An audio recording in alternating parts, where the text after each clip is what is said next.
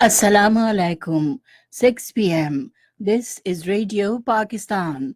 The news read by Farzana Khan. First, the headlines. Special Assistant on Information says Prime Minister will launch a comprehensive program worth 6 billion rupees to provide essential edible items on subsidized rates to the people across the country next week. Chinese ambassador says many Chinese companies are eager to invest in the power, oil and gas sectors in Pakistan. Marred by killings, crackdowns, arrests and prolonged military siege, the year 2019 happened to be the most brutal for the oppressed people of occupied Kashmir. The New Year 2020 celebrations across the globe have started. UN Secretary General, while paying tribute to the power of youth on the eve of 2020, says from climate action to gender equality, social justice and human rights, young generation is on the front lines. In Iraq, thousands of people gathered outside the US embassy and protested against US airstrikes in the country. And now the news in detail. Prime Minister's Special Assistant on Information, Dr. Firdaus Ashikawan, has said Prime Minister Imran Khan will launch a comprehensive program worth 6 billion rupees to provide essential edible items on subsidized rates to the people. Briefing media in Islamabad this evening about decisions taken in the cabinet meeting, she said edible items like flour, sugar, ghee and pulses will be provided on subsidized rates through utility stores of Pakistan across the country. She said this program will be launched next week, while financial assistance cards will be launched in the last week of the next month.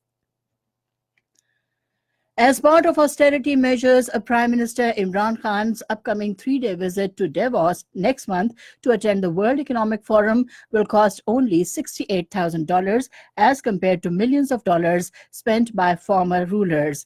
The saving is part of the Prime Minister's ongoing robust drive in which he has directed to minimize the expenditure. The Prime Minister, during his visit of the US, had also set precedent by slashing the expenditures, thus saving huge amount during his stay there. Minister for Power and Petroleum Omar Ayub Khan says the advent of New Year will usher in further strengthening of exemplary friendship between Pakistan and China. Talking to Chinese ambassador to Pakistan, Yao Jing, in Islamabad today, he said both the countries are keen to work even closer in various fields, including energy sector, for which new areas are being explored. He apprised the Chinese ambassador that all projects under the CPEC are being executed well within their timelines. The Chinese ambassador, while acknowledging the exemplary progress on energy projects under the CPEC, said that many Chinese companies are eager to invest in the power, oil and gas sectors in Pakistan. Special Assistant on Health Regulations Dr. Zafar Mirza says the government is committed to protect the basic rights of the transgender community. Addressing a news conference in Islamabad today, he said every transgender registered with NADRA will be provided with Sehat Insaf card. He said the government has ensured the health insurance coverage to 6.8 million families and 84 districts have been included in this program. Meanwhile, in a statement, Dr. Zafar Mirza said that the government is determined to make the country free of spurious drugs. He said strict legal action will be taken against the people associated with this heinous crime.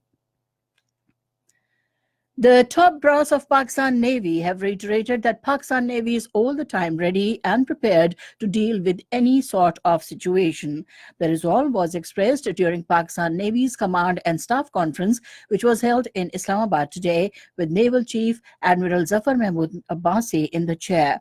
The conference reviewed regional and maritime security, operational preparedness of Pakistan Navy, and training and welfare projects.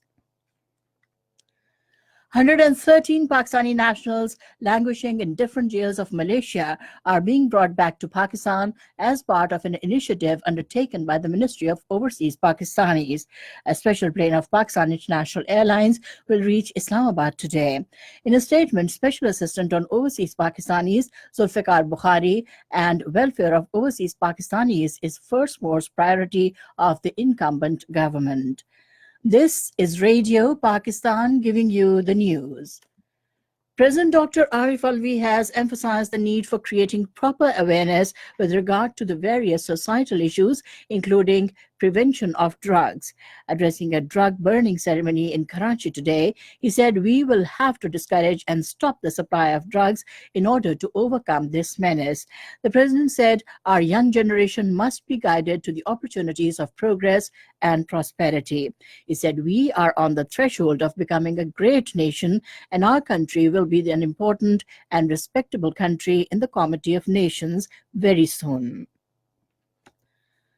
President Dr. Arif Alvi has summoned sessions of the Senate and National Assembly at the Parliament House in Islamabad tomorrow at 3 and 4 p.m. respectively. Both the houses will take up important national and international matters concerning Pakistan. In Azad Kashmir, ERA has released second installment of 140 million rupees to State Earthquake Rehabilitation and Reconstruction Authority for execution of ongoing reconstruction projects in quake-hit areas of the state. Secretary ERA Zahid Abbasi said out of a total 109 projects for the current fiscal year, work on 53 projects has been accomplished, while 65 projects are in different phases of completion. In occupied Kashmir, marred by killings, crackdowns, arrests, anti-India protests, and prolonged military siege, the year 2019 happened to be the most brutal and agonizing for the oppressed and hapless people of the territory. According to the data issued by the research section of Kashmir Media Service today, Indian troops, in their unabated acts of state terrorism, martyred 210 innocent Kashmiris, including 3 women and 9 teenagers, during the year. As many as 2,417 people were injured, including 827 in pellet firing, when troops used brute force on protesters during house raids and crackdowns. 162 people lost vision after being hit by pellets in one eye. 12,892 people, including Hurriyat activists, students, young boys, and women, were arrested during the year. The report pointed out that on 5th of August 2019, India revoked Article 370 and 35A of its constitution that guaranteed special status to the occupied Kashmir. The territory, particularly the Kashmir Valley and Muslim majority areas of Jammu region, since then continued to remain under military siege and lockdown, which entered 149th day today. The New Year 2020 celebrations across the globe have started in a befitting manner.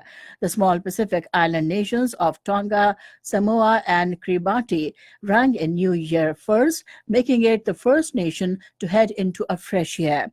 The last place to ring in 2020 will be the tiny outlying islands of the US. Meanwhile, Australians also welcomed 2020 with a sound and light show in Melbourne, whereas a splendid display of fireworks was made in Sydney Harbour. In Pakistan, various organizations have chalked out different programs to welcome the new year in a befitting manner. UN Secretary General Antonio Guterres has said that as the world enters 2020 with uncertainty and insecurity all around, the world's young people are the greatest source of hope. In his video message for the new year, the UN chief said the world needs young people to keep speaking out and keeping up the pressure in a year in which the UN makes its 72nd anniversary of founding. The extraordinary session of the Arab League Council kicked off under the chairmanship of Iraqi ambassador to Egypt, Ahmed Naif al-Dulaim, in Cairo today.